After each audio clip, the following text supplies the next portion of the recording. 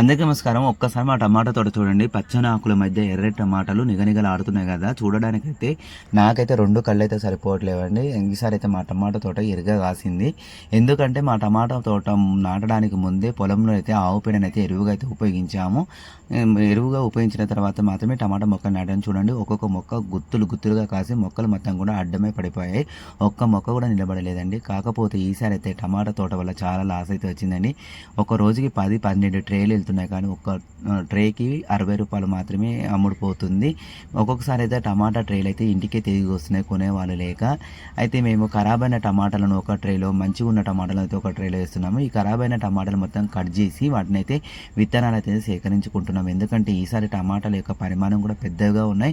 మామూలుగా ఎర్రగా అయితే ఉన్నాయండి, పుల్లగా కూడా ఉన్నాయి టమాటాలు. కాబట్టి ఈ విత్తనాలు అయితే మేము సేకరించుకొని భద్రపరచుకుంటున్నాము. నాకు తెలిసి అయితే ఏప్రిల్, మే నెలలో అయితే రేట్ అయితే ఎక్కువగా వచ్చే అవకాశం అయితే ఉంది. ఎందుకంటే ఎండ ఎక్కువగా ఉంటుంది కాబట్టి. మేము చూడండి, మొక్కలకు కచ్చి టమాటాలు కూడా ఉన్నాయి కాబట్టి వచ్చే నెలలో కూడా మాకు టమాటాలు అయితే వెళ్తాయి. ఇప్పుడు లాస్ అయినా కానీ వచ్చే నెలలో లాభం వస్తుందని ఆశగా అయితే ఎదురు చూస్తున్నాము. చూడండి ఏ విధంగా కాసిందో టమాటాలు మొత్తం, తోట మొత్తం కూడా అర్ధెకరం వరకు అయితే మేము ఈ టమాటా తోట అయితే నాటుకున్నాము. ఎండ విపరీతంగా ఉందండి. మేము ప్రైవేట్ స్కూల్లో చేస్తున్నాం కాబట్టి ఉదయం స్కూల్కి వెళ్ళి ఆఫ్టర్నూన్కి వెళ్ళేవరకు టమాటాలు అయితే తెంపుతున్నాము.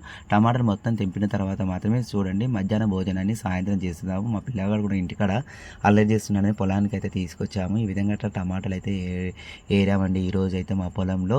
మా ఛానల్ అయితే ఎవరైతే సబ్స్క్రైబ్ చేయట్లేరండి, లైక్ కూడా చేయట్లేరు. ప్లీజ్ అండి సబ్స్క్రైబ్ చేసుకోండి, లైక్ చేయండి, షేర్ చేయండి. చూడండి ఈ విధంగా అయితే మా టమాటాలు మొత్తం కూడా ఈరోజు అయితే తెంపాము. మరో వీడియోతో ముందుకు రేపు వస్తామండి. రేపు పచ్చిమిరపకాయలు అయితే తెంపుదాం. మా పొలంలో ఏ విధంగా పచ్చిమిరపకాయలు కాసాయో.